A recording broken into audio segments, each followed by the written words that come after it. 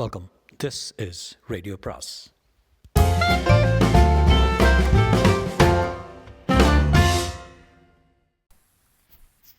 வரவிருக்கும் அன்பு வணக்கம். ராஜேஷ்குமாரின் டிசம்பர் பௌர்ணமி அத்தியாயம் 16. நித்தியன் காரை வேகமாய் விரட்டி கொண்டே பக்கத்தில் உட்கார்ந்திருந்த முகுந்தனை பார்த்தான். நீ டெலிஃபோனில் சொன்ன தகவலை என்னால் நம்பவே முடியல முகுந்தன். எனக்கு தகவல் வந்தபோதும் அதே உணர்வு தான். காரில் போனது விசாலி தானா? விசாலி தான் நித்யன். சாந்தா காணாமல் போன நிமிஷத்துலேருந்து எனக்கு விசாலி மேலே லேசாக சந்தேகம் இருந்தது. அதை உங்ககிட்ட சொன்னால் நீ ஒத்துக்க மாட்ட. அதனால தான் நானே எனக்கு தெரிஞ்ச ஒரு தனியார் டிடெக்டிவ் ஏஜென்சி கான்டாக்ட் பண்ணி விசாலியை க்ளோஸ் அப்சர்வ் பண்ணி ஃபாலோ பண்ணி சொல்ல சொன்னேன். அவர்களும் ஒரு நிமிஷம் கூட விடாமல் விசாலியோட நடவடிக்கைகளை கண்காணிச்சுட்டு வந்திருக்காங்க. ஒரு 15 நிமிஷத்துக்கு முன்னாடி விசாலி வீட்டை விட்டு வெளியே வந்திருக்கா. வேகமான கார் பயணம். ஏஜென்சி ஆட்களும் ஃபாலோ பண்ண போயிருக்காங்க. விசாலியோட காரு பூந்தமல்லி ஹைரோட்லேருந்து உள்ளே தள்ளி இருக்கிற மகாராணி அவென்யூக்குள்ளே போயிருக்கு. ஒரு பழைய கட்டடத்துக்கு முன்னாடி நின்றுருக்கு. விசாலி சுற்றுமுட்டு பார்த்துட்டு உள்ளே போய் வாசல் பூட்டை திறந்திருக்கா. அந்த விஷயம் எனக்கு உடனே செல்ஃபோனில் தகவலாக வந்தது. உனக்கும் அதை பற்றி தகவல் கொடுத்துட்டு நான் வானவில் ரெஸ்டாரண்ட்டுக்கு வந்து வெயிட் பண்ணிட்டு இருந்தேன். முகுந்த நீளமாய் பேசி முடிக்க நித்தியன் நேரிட்டான் அவனை. சாந்தா காணாமல் போனதுக்கு விசாலி காரணமாக இருப்பாளா? முகுந்தன், ஏன் காரணமாக இருக்கக்கூடாது? விசாலி உன்னை கல்யாணம் பண்ணிக்கணும்னு ஆசையோடு இருந்தா. அவளோட ஆசையை நிராசையாக்க முடியாது. காரணம் சாந்தா பேரில் நேரடியாக வெறுப்பை காட்ட முடியாது. இது இந்த மாதிரி அண்டர் கிரவுண்டு வேலை பண்ணியிருக்கலாமே. இல்லைன்னா இந்த நேரங்கட்ட நேரத்தில் ராத்திரி வேலை இல்லை, வீட்டை விட்டு கிளம்பி ஒதுக்குப்புறமாக இருக்கிற ஒரு வீட்டுக்கு போவானே. எனக்கு ஒரே குழப்பமாக இருக்குது முகுந்தன். இன்னும் கொஞ்சம் நேரத்தில் அந்த குழப்பம் காணாமல் போயிடும். விசாலி யாருங்கிற உண்மையும் தெரிஞ்சிடும். காரை ரைட்டில் கட் பண்ணிக்கோ. மகாராணி அவென்யூக்கு போகிற வழி தான் இது. நித்தியன் காரை வலது பக்கமாக ஒடித்து அந்த கப்பிக்கல் சாலைக்குள் வளைத்தான். 2 பக்கமும் மரங்கள் மண்டிய சாலை அது. இருட்டின் கருப்பு படுதா பின்னணியில் ஆங்காங்கே சொற்பமாக மின் விளக்குகள் கண் சிமிட்டின. வெட்ட வெளியில் கட்டிடங்கள் தள்ளி தள்ளி தெரிந்தன. முகுந்தன், விசாலி போயிருக்கிற அந்த வீட்டுக்கு இன்னும் எவ்வளோ தூரம் போகணும்? ஏதோ வந்துருச்சு, அடுத்த கட்டில் காரை திரும்பிக்கோ. கார் திரும்பியது. குண்டும் குழியுமாக இருந்த சாலையில் தத்தி தத்தி பயணித்து பின் முகுந்தன் காட்டிய ஒரு பழைய பங்களாவுக்கு முன்பாய் வந்து நின்றது. சுற்றிலும் மரங்கள் அசைந்து கொண்டிருக்க அந்த பங்களாவுக்குள் இருட்டு ஈஷி கிடந்தது. முகுந்தன் காரை விட்டு முதல் ஆளாய் இறங்கி காம்பவுண்ட் கேட்டை நெருங்கி அதன் தலையின் மேல்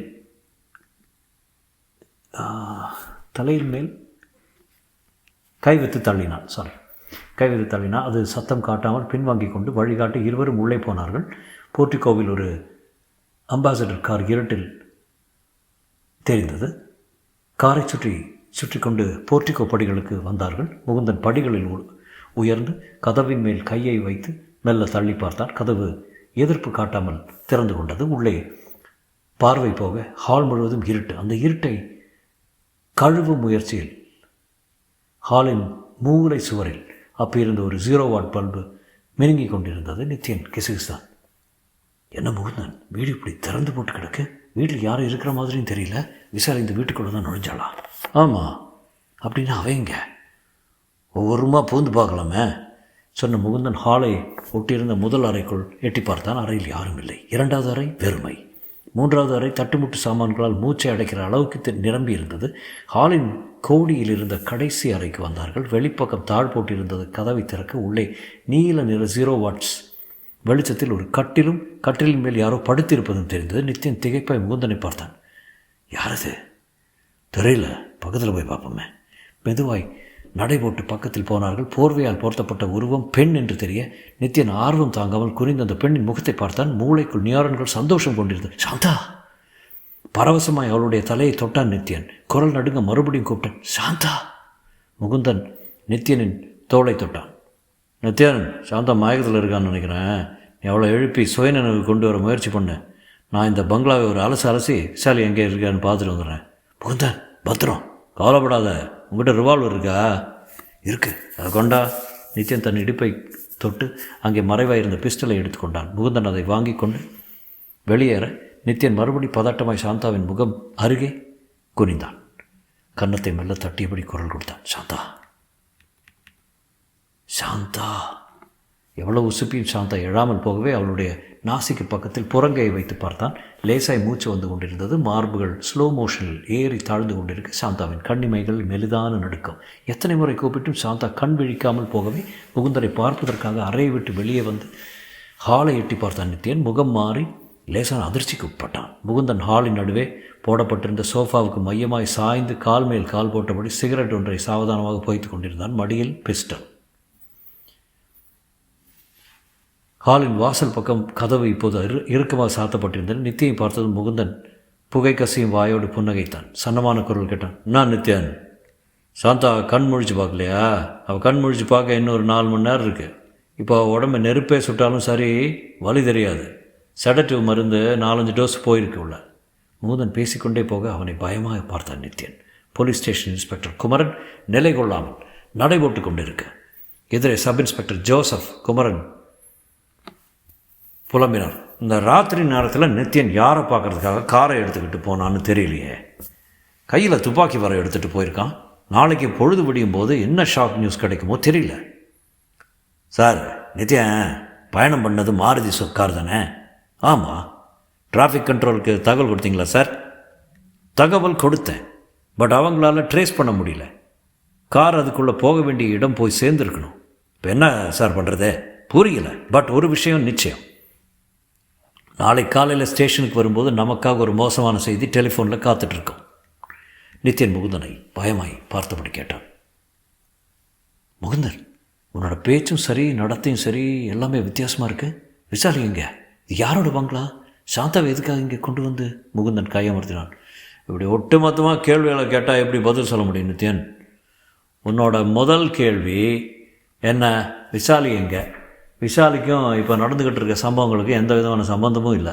அவை நேரம் அவளோட வீட்டில் படுத்து நிம்மதியை தூங்கிட்டு இருப்பா. 2வது கேள்வியே, இது யாரோட பங்களா? இது பிரபல தொழிலதிபர் கமலசேகரோட பங்களா. அவர் எனக்கு தொழில் முறையில் நெருங்கின ஃப்ரெண்டுங்கிற முறையில் உனக்கு தெரியும். உன்னோட 3வது கேள்வி, சாந்தாவை எதுக்காக இங்கே கொண்டு வந்து இப்படி மயக்கமாக படுத்து போட்டிருக்கு? இந்த கேள்விக்கு கொஞ்சம் நீளமாக பதில் சொல்லணும். கேட்க உனக்கு பொறுமை இருக்கா நித்யன்? நித்யன் மனதில் இப்போது புதிதாய் ஒரு பயம் முளைத்திருக்க முகுந்தனையே விழிகள் விரிய பார்த்தபடி நின்றிருந்தான். அவன் தொடர்ந்தான். நித்யன், என்னோட தொழில் ரீதியான ஃப்ரெண்டு கமலசேகருக்கு எந்த ஒரு அழகான பெண்ணும் கண்ணில் பட்டுடக்கூடாது. பட்டுட்டா தொட்டு பார்க்குற வர அவர் விடமாட்டார். நல்லி சில்க்ஸுக்கு நம்ம சாந்தாவை கல்யாண புடவை எடுக்க போன போது அந்த பக்கமாக காரில் வந்து கமலசேகரோட பார்வையில் அவள் சாந்தா பட்டிருக்கா. அடுத்த 1 மணி நேரத்துக்குள்ளே அவர்கிட்ட இருந்து எனக்கு அவசர அழைப்பு போனேன். சாந்தாவை பற்றி விசாரித்தார். நான் விவரம் சொன்னேன். அவர் அதையெல்லாம் காதிலே போட்டுக்கல. சாந்தாவை நான் தொட்டு பார்க்கணும்னு சொன்னார். அது முடியாத காரியம் சார்னு சொன்னேன். அந்த பொண்ணோட வாழ்க்கை பாழாயிடும்னு நினச்சி பயப்படுறியா? உனக்கு அந்த பயமே வேண்டாம். சாந்தாவை நான் தொட்ட விஷயம் அவளுக்கே தெரியாதபடி செய்ய இந்த செடட்டிவ் மாத்திரையால் முடியும். அவள் உன்னோட வீட்டுக்கு வரும்போது இந்த மாத்திரையை ஏதாவது ட்ரிங்கில் போட்டு கொடுத்துரு, எனக்கு ஃபோன் பண்ணு, நான் வந்து சத்தமே இல்லாமல் காரியத்தை முடிச்சிடுறேன்னு சொன்னார். நான் அதுக்கு வேண்டாம் சார், இது பாவம்னு சொன்னேன். கமலசேகர் சிரித்தார். அந்த பாவத்துக்கு ஏதாவது ரேட் போட்டுக்கலாமான்னு கேட்டார். நித்யன், உனக்கு தெரியுமோ தெரியாத, கமலசேகர் என்னோடய பிஸ்னஸுக்கு 2 லட்சம் ரூபா வரைக்கும் கடன் கொடுத்துருக்காரு. அது தவிர நான் மேனு பாக்ஸர் பண்ணுற டெக்ஸ்டைல் ஸ்பேர் பார்ட்ஸுக்கு லட்சக்கணக்கில் ஆர்டர் தர்றதும் அவர் தான். சாந்தாவை தொடர்றதுக்கு நான் அவரை அனுமதித்த கடன் 2 லட்சம் ரூபாய் தள்ளுபடி செய்யப்படும்னு சொன்னார். அது மட்டும் இல்லை, அவரும் மில்ஸ் சம்மந்தமானப்பட்ட எல்லா ஆர்டர்களையும் எனக்கு தர்றதா ப்ராமிஸ் பண்ணியிருக்காரு. நித்யன், ஒரு நிமிஷம் நினச்சி பாரு. 2 லட்சம் ரூபாய் கடன் தள்ளுபடி, மாதத்துக்கு 10 லட்சம் ரூபா ஆர்டரு. இந்த வாய்ப்பு இழக்க எனக்கு மனசு வருமா? இந்த மாபெரும் பம்பர் ப்ரைஸுக்கு நான் பண்ண வேண்டிய ஒரே ஒரு காரியம், சாந்தா ஒரு 2 மணி நேரத்துக்கு அவளுக்கே தெரியாமல் உடம்பை வாடகைக்கு விடணும். இந்த சுலபமான வேலைக்கு சரின்னு தலையாட்டி வச்சேன். என்னோடய அதிர்ஷ்டம், சாந்தா போலீஸுக்கு பயந்து என்னோடய வீட்டிலே தங்க முடியாயிடுச்சு. செடட்டிவ் மாத்திரைகளை கூல்ட்ரிங்க்ஸில் கலந்து கொடுத்து சாந்தாவை குடிக்க வச்சு மயக்கத்துக்கு போனதும் கமலசேகர் ஃபோன் பண்ணி வரவழைச்சேன். அவரும் வந்தார். மயக்கத்தில் கிடந்த சாந்தாவை தொட்டார். தொட்டதுமே ஒரு பிரளயம் நடந்தது. கூல்ட்ரிங்க்ஸில் கலந்து கொடுத்த மயக்கம் இருந்து மாத்திரைகள் சரியாக வேலை செய்யாதால் சுயநினைவோடு இருந்த சாந்தா கமலசேகரை எதிர்த்து போராட ஆரம்பிச்சிட்டா.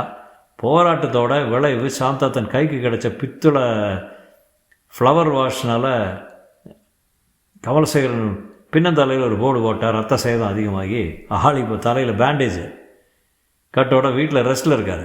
கொஞ்சம் உடம்பு தேர்னதும் சாந்தாவை தொட்டு பார்க்கறதுக்காக இங்கே வந்துடுவார். அடா பாவி! நித்யன் பெரிய குரல் எடுத்து கத்த முகுந்தன் கையமர்த்தி புன்னகைத்தான். சாந்தா இதே மாதிரி தான் என்ன திட்ட ஆரம்பித்தா. அவளை வெளியே விட்டா எல்லா உண்மைகளும் வெளியே வந்து நாங்கள் போலீஸ் லாக்கப்புக்குள்ளே போக வேண்டிய வந்தனுக்காக சாந்தாவை இங்கே கொண்டு வந்து வச்சுருக்கோம். கமலசேகர் உடம்பு தேறி அவளை ஆசை தர தொட்டு பார்த்துட்டு சாந்தா இந்த உலகத்துக்கு உயிரோடு இருக்க மாட்டா. என்ன இப்படி எல்லா திட்டம் போட்டு பண்ணாலும் போலீஸ் நினைக்கும் போது கொஞ்சம் பண்ணணும்னு இருக்குது. பக்குன்னு தான் இருக்குது எனக்கு. போலீஸ் என்னை மோப்பம் பிடிச்சிடக்கூடாதுங்கிறக்காக 1 மணி நேரத்துக்கு முன்னாடி தான் அது ஒரு புது நடவடிக்கை திட்டத்தில் சேர்த்தேன். சாந்தாவை பற்றி கவலைப்படுற மிக மிக அதிகமாக கவலைப்படுற ஜீவன் நீ தான். நீ உயிரோடு இருந்தால் தினசரி போலீஸ் ஸ்டேஷனுக்கு போய் சாந்தா என்ன ஆனாலும் நச்சரிச்சுட்டே இருப்பேன். அந்த நச்சரிப்பை தாங்கிக்க முடியாமல் சாந்தாவோட கேஸை தீவிரமான விசாரணைக்கு உட்படுத்துவாங்க. அதனால் சாந்தாவோட சேர்ந்து உன்னையும் இல்லாமல் பண்ணிட்டா விவகாரம் வேறு திசைக்கு திரும்பிடும். நீயும் சாந்தாவும் ஊரை விட்டு ஓடி போய்விட்டதாகவும் என்னால் கதை கட்டி பேச முடியும். அது உண்மைன்னு தான் எல்லாரையும் நம்ப வைக்க முடியும் எனக்கு. முகுந்தன் சொல்லிக்கொண்டே நித்யனை நோக்கி பிஸ்டலை உயர்த்தினான். நித்யன் பயம் உறைந்து போன விழிகளோடு பின்வாங்கி பின்பக்க சுவருக்கு முட்டிக்கொண்டு சென்றான்.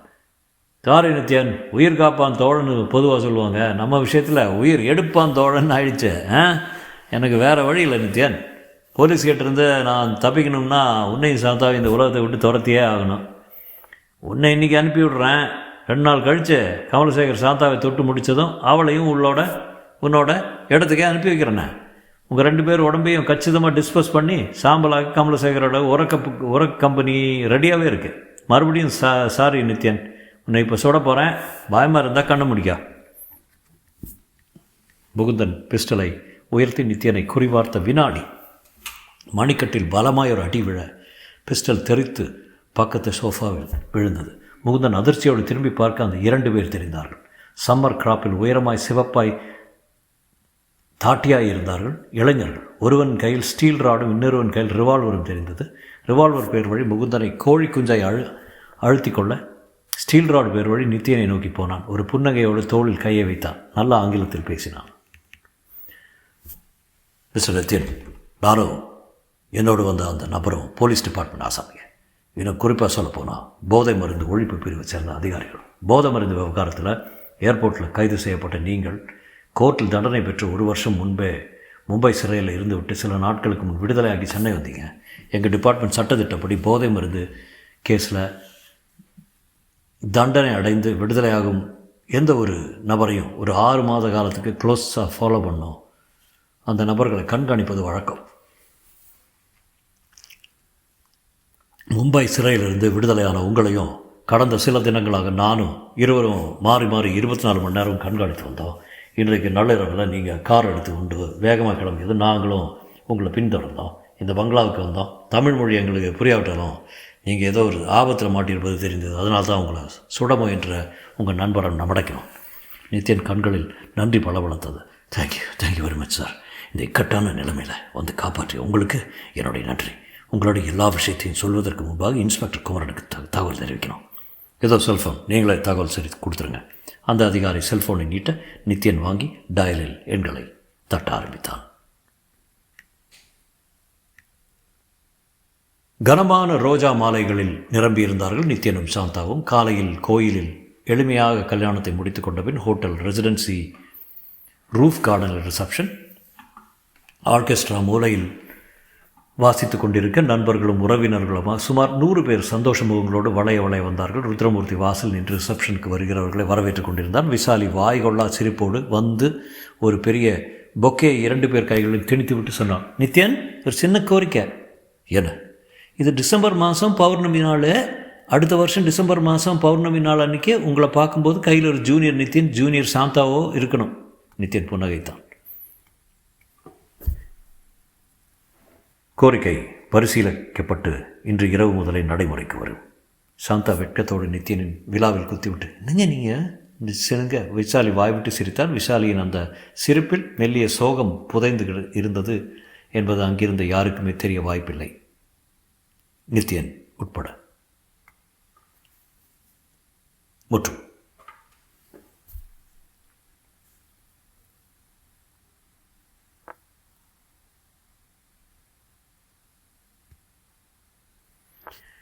அப்படியே அந்த கதை முடிஞ்சது. டிசம்பர் பௌர்ணமி. அவன் படிக்கிறதுக்கு சுவாரஸ்யமாக இருந்தது.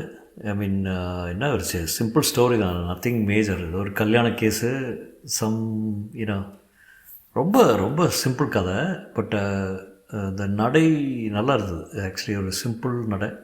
Even the language is not that பழசுன்னு சொல்ல முடியாது, ஒரு மாதிரி கண்டெம்ப்ரரி நடை தான். I have to be honest, என்டர்டெய்னிங்காக தான் இருந்தது. கதை த்ரில்லர்லாம் ஒன்றும் கிடையாது. அந்த அளவுக்கெல்லாம் ஒன்றும் இல்லை. But it's definitely above average அப்படின்னு எனக்கு தோணுது. உங்களுக்கு பிடிச்சிருக்கான்னு தெரில. Hope you enjoyed it. மீண்டும் சந்திக்கும் வரை வணக்கம் கூறி விடைபெறுகிறேன். நன்றி.